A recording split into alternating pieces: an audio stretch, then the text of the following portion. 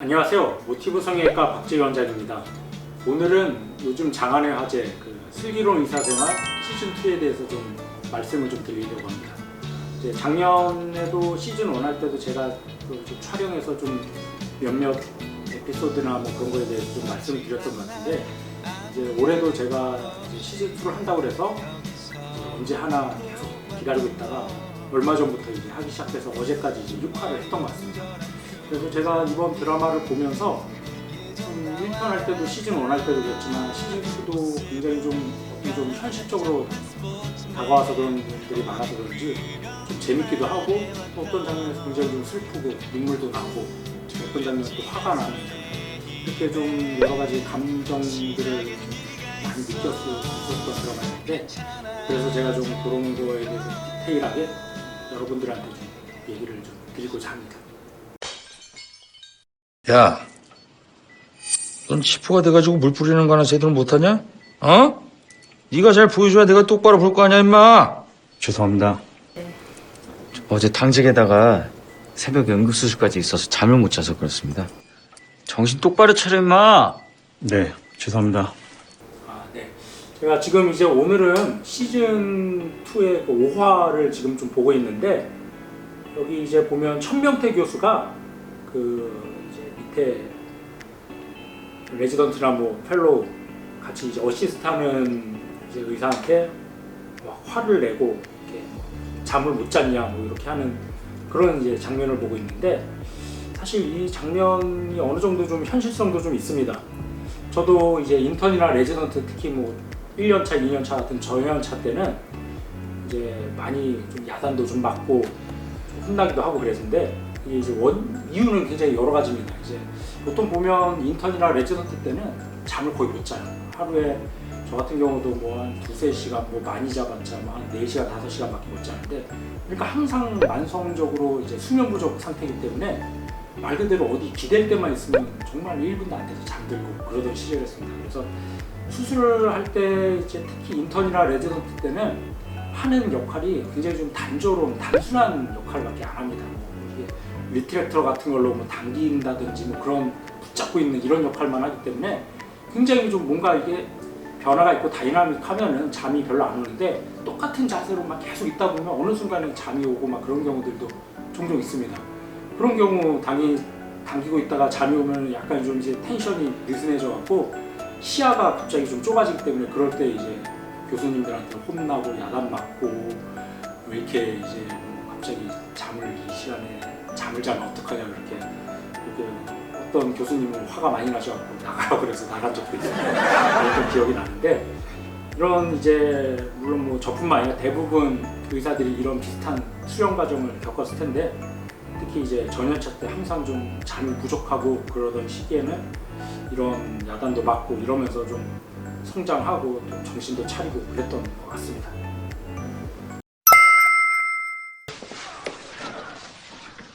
야, 근데 넌 어제 매주 여기서 수술이 한 건씩 있는 것 같냐? 야, 이럴 거면 속초 내려갈 의미가 없잖아. VIP 케이스 중에서 급한 거 아니면 최 교수님이나 정 교수한테 좀 부탁해.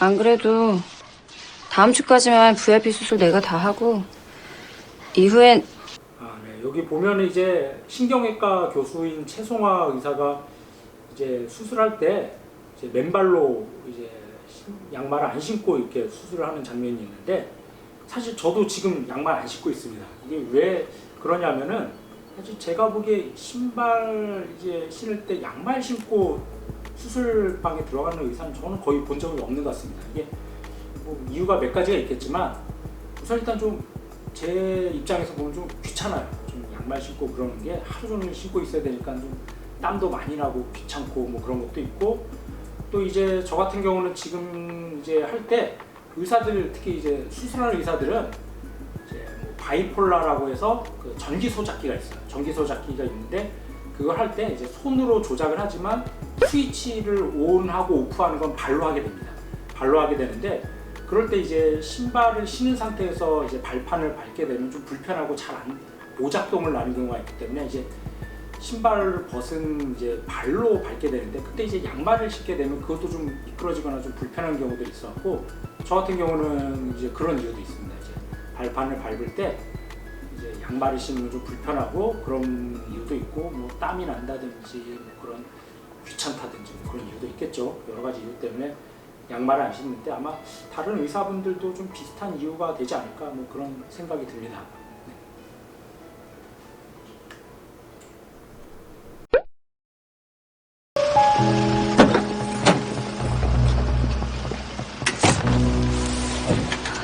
겨울아, 너가 앞에 타. 아, 네. 기사님 쉬시다 나온 게 아니고 갑자기 나오신 거라 좀 피곤하실 거야. 너가 옆에서 기사님 안 졸리게 계속 껴면서. 알았지? 네, 알겠습니다. 여기 지금 또 장면 중에 하나가 지금 이제 장겨울 이제 외과 레지던트인데 그 앰뷸런스를 타고 이제 가는 장면이 있습니다. 기사님 그래서 껌 드실래요? 이제 그 구급 기사죠. 이제 운전하는 분이 잠들까봐 뭐 이렇게 껌도 주고 뭐 그런 장면이 있는데 저도 사실은 이제 앰뷸런스를 타고 환자 이송을 한 적이 종종 있었습니다. 보통 이제 사실 성형외과에서는 그럴 일이 거의 없어요. 성형외과에서는 뭐 응급 환자나 뭐 생명이 위태로운 환자들이 없기 때문에 이런 앰뷸런스 탈 일이 없는데 인턴할 때는 주로 인턴 잡이 굉장히 많고 여러 가지인데 그 중에서 또 중요한 잡 중에 하나가 이런 앰뷸런스로 환자분들을 이송시키는 역할이 있습니다. 이제 보통 이제 앰뷸런스로 환자를 이송할 때는 대부분 이제 환자 상태가 안 좋으니까는 의사가 같이 동선을 하게 되는데 이제 예를 들어서 말기 암 환자분들 중에 이제 호플리스인데 이제 마지막을 병원보다는 또 집에서 가족들하고 또 보내시기를 원하시는 분들이 종종 있습니다. 그런 분들은 이제 마지막 병원에서 이제 자택으로 이송할 때 제가 같이 가서 뭐 산소 호흡기도 같이 이제 하고 뭐 여러 가지 뭐 엠브백 짤 일이 있으면 같이 짜고 해서 그런 경우도 있고 아니면 말 그대로 이식 환자들을 뭐 옮길 때 이제 이송할 때 그럴 때도 같이 이제 제가 동승하는 경우도 있고 그래서 보통 보면은 이렇게 앰뷸런스 탈 때 좀 안 좋은 상황이니까 당연히 앰뷸런스를 같이 타게 되는데 그럴 때 저도 좀 마음이 안 좋고 좀 안타깝고 좀 그런 경우들이 종종 있었던 것 같습니다. 물론 뭐 인턴 때니까 항상 피곤하고 좀 몸도 힘들고 그렇지만 또 그런 분들 입장에서는 또 본인의 마지막을 또 어떻게 보면 이렇게 하는 이제 병원에서 댁으로 가는 그런 순간이기 때문에 그분들의 마음을 조금이라도 좀 이해하기 위해서 좀 더 최대한 좀 불편하지 않게 좀 무슨 일이 생기지 않게 응급 상황이 생기지 않게 조금 더 많이 더 신경을 썼던 것 같습니다. 그래. 역시 냉장고가 요즘 좋아. 냉동도 잘 되고. 됐고, 너 건강검진 진짜 안 받을 거야? 아, 누굴 힘들게 하려고 그래. 너 아프면 괜히 애들만 고생이야.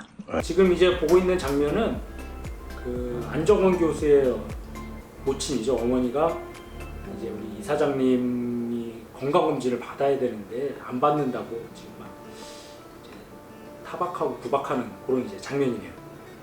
그래서 지금 이 장면을 보니까 사실 남의 일 같지가 않은 게 이제 의사들도 막상 일반인 분들이 생각하시기에 의사들은 알아서 본인 건강 잘 관리하고 건강검진 열심히 받고 자기 건강 잘 체크하고 그러겠지 이제 생각을 하시는데 사실 물론 뭐 그런 의사분들도 당연히 있겠지만 저를 포함해서 또 많은 의사분들 중에 분들이 이제 정작 자기 건강은 잘 못 챙기고 이제 건강검진도 제대로 안 하고 그런 경우들도 종종 있습니다.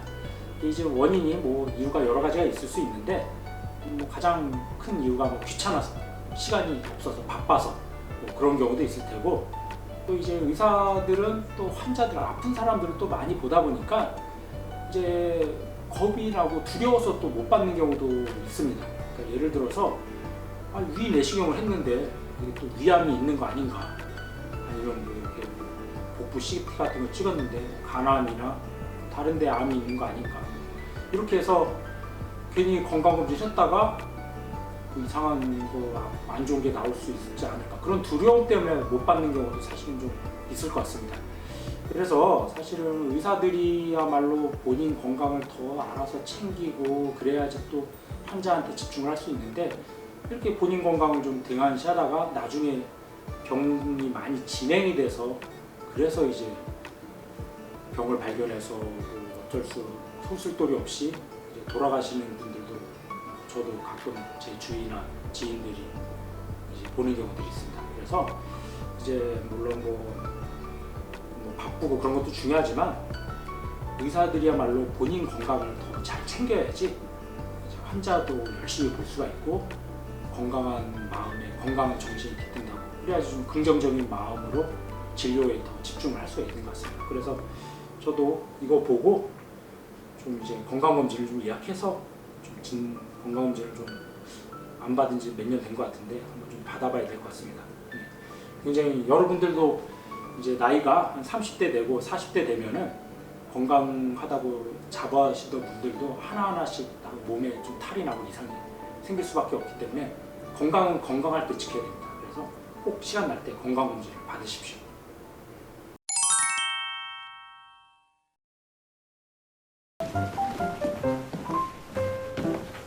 안녕하세요. 아이스 카푸치노요. 저도요.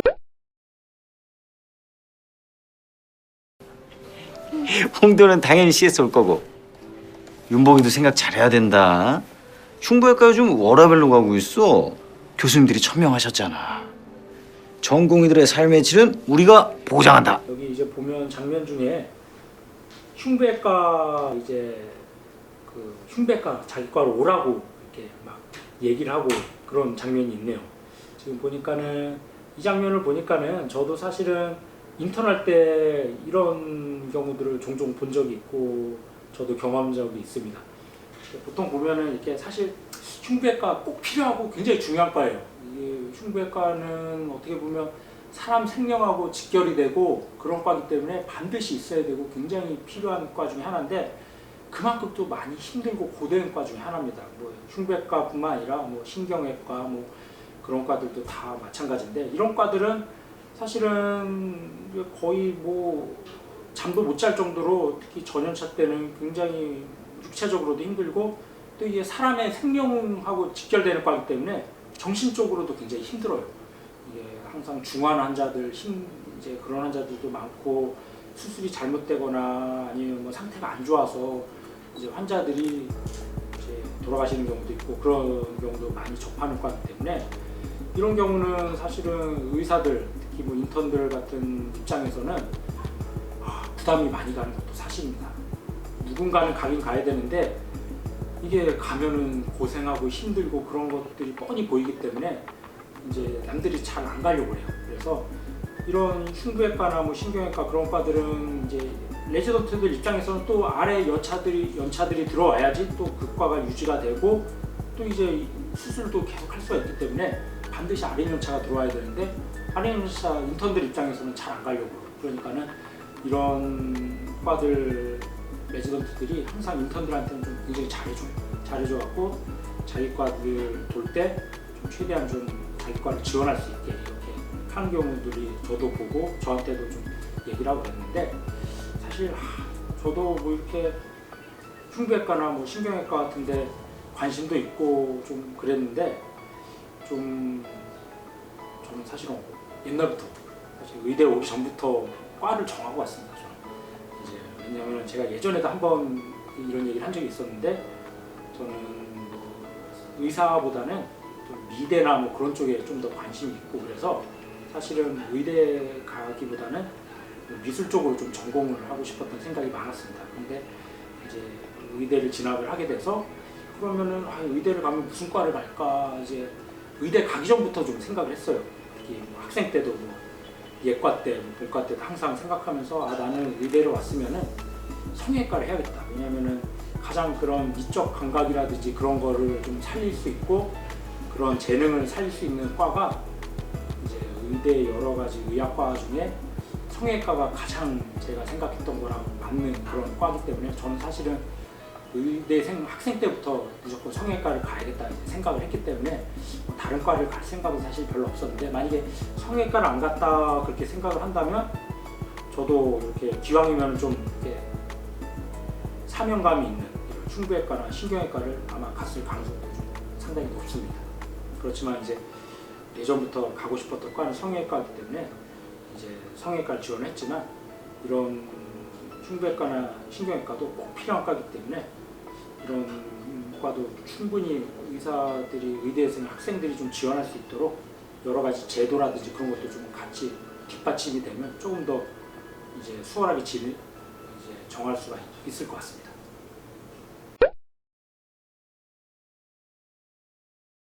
네. 교수님, 안녕하세요. 아, 네, 안녕하세요. 1년차 최세훈, 1년차 남유리, 2년차 김건, 2년차 황지우. 맞아요? 맞습니다. 저희 이름 기억하는 분 교수님이 처음이세요. 아직 3월이라 그럴 거예요. 근데 어떻게 4명이 다 집에 안 가고? 제가 맛있는 거 사준다고 술 사준다고 남으라고 했습니다. 잘했다. 잘했네. 그럼 또 봐요. 자, 봐. 이걸로 봐. 감사합니다. 감사합니다. 수고들 해요. 여기 보면은 이제 지금 장면은 장겨울 선생님이 이제 후배들 아린 연차들이 새로 들어와서 이제 맛있는 거 사준다고 이렇게 남으라고 하는 장면인데 사실 이게 되게 제가 이거 보니까 저도 옛날 생각이 나네요. 저도 이제 뭐 다른 과도 다 마찬가지겠지만 특히 성형외과는 1년차 때가 제일 힘들고 제일 고된 이제 시기였습니다. 이제 모든 성형외과에 거의 뭐 50%가 아니라 한 70~80%의 모든 일은 다 1년차가 다 도맡아서 해결한다고 해도 과언이 아닙니다. 그래서 1년차 때는 저 같은 경우 잠 거의 뭐 3~4시간 뭐 어떨 때는 뭐 2시간도 못 잔 적도 많고 그래서 너무 힘들었어요. 지금 생각해도 인생 지금까지 살아온 인생 중에 제일 힘들었던 시기가 성형외과 1년차였던 것 같아요. 그래서 성형외과 1년차 이제 끝날 때쯤 2년차로 올라갈 때쯤 이제 아랫연차들을 이제 새로 들어오니까 그거 보고 얼마나 기뻤는지 정말 그때는 저도 이제 후배들 데리고 가서 뭐 회식도 시켜주고 맛있는 것도 사주고 술도 사주고 그랬던 기억이 나는데 너무 그때 기뻐갖고 이 아랫연차들이 저한테는 거의 구세주였던 그런 기억이 납니다. 지금 장면 보니까 물론 뭐 장겨울 선생님은 뭐 그것보다는 뭐 다른 목적 때문에 더 후배들이 귀엽고 사랑스러워서 사주는 그런 것 같긴 한데 저 같은 입장에서는 후배들이 오니까는 너무 이게 제가 이제 잠을 좀 잘 수 있겠다. 이제 물론 뭐 2년차가 된다고 잠을 많이 자는 건 아니에요. 2년차가 됐다고 뭐 7~8시간 자는 거 아니고 막 2~3시간 잤다가 한 4~5시간 자는 거긴 하지만 그래도 1~2시간이라도 더 자는 게 저한테는 너무나 그런 큰 이제 축복이었던 것 같아갖고 그 기억이 지금 나네요.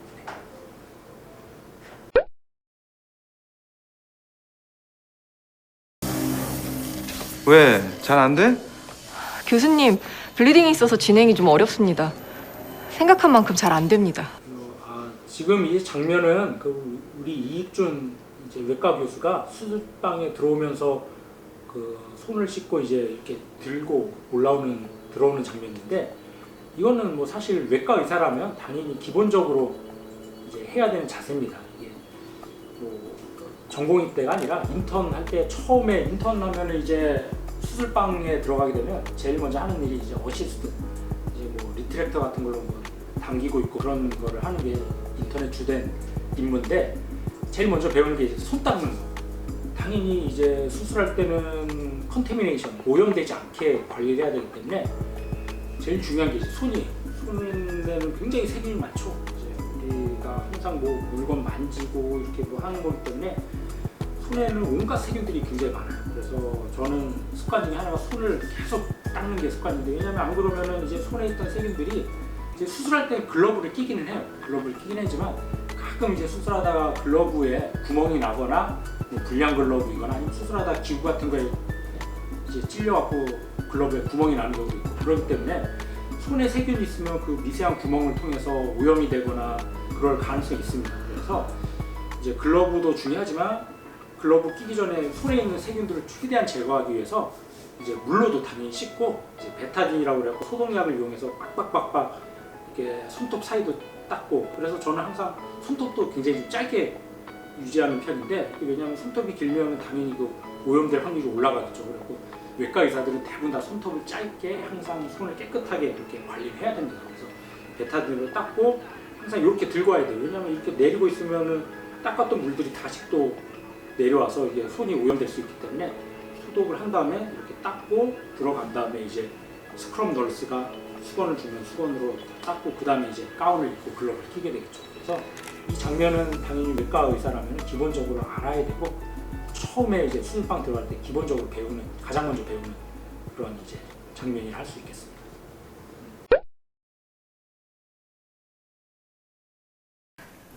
전 발전이란 게 없는 사람이에요. 전문의나 돼서 그런 것도 하나 제대로 못하고.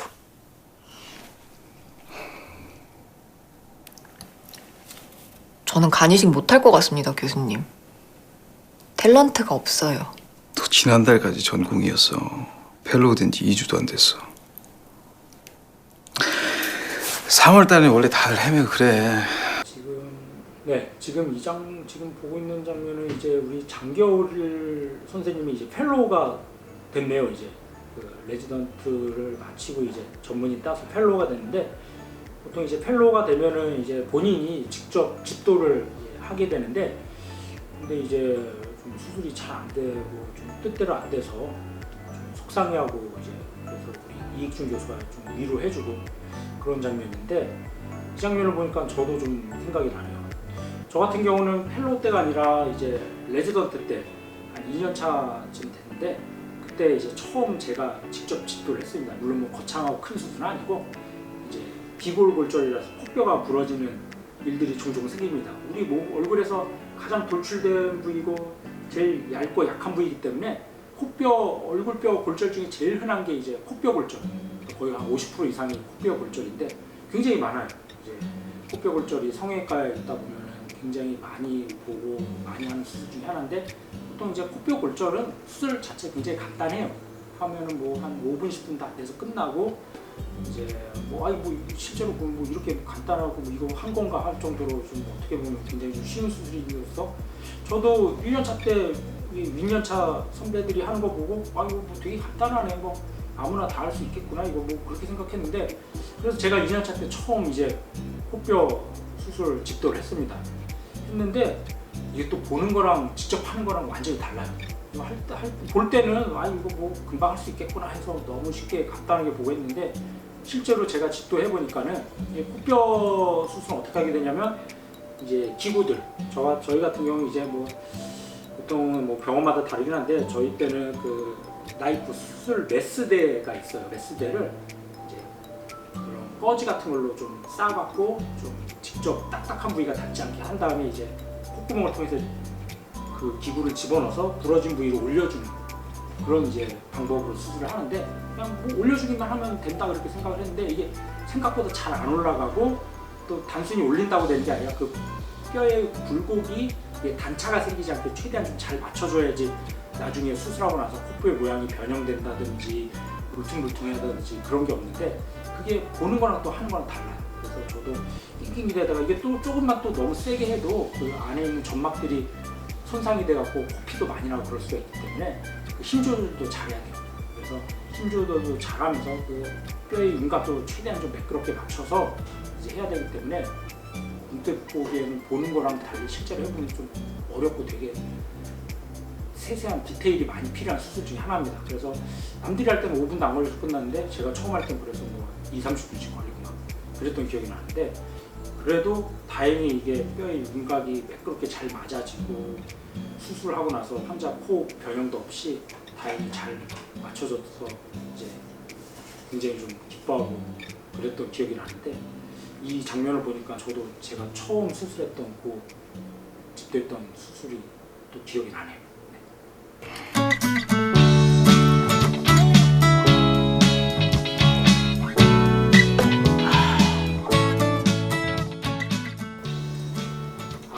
오늘은 그 슬기로운 의사생활 5화와 6화 그 재밌는 장면들을 제가 좀 말씀을 드렸는데 이 슬기로운 의사생활은 제 부인하고 또 저희 병원 직원들도 다 재밌게 보는 드라마라서 이거를 좀 더 열심히 봐야지 또 대화에서 낄 수가 있고 그래서 앞으로도 저도 좀 열심히 보겠습니다. 그래서 나중에 또 기회가 되면 또 추후에 또 새로운 에피소드나 또 말씀드릴 기회가 있으면 좋겠습니다.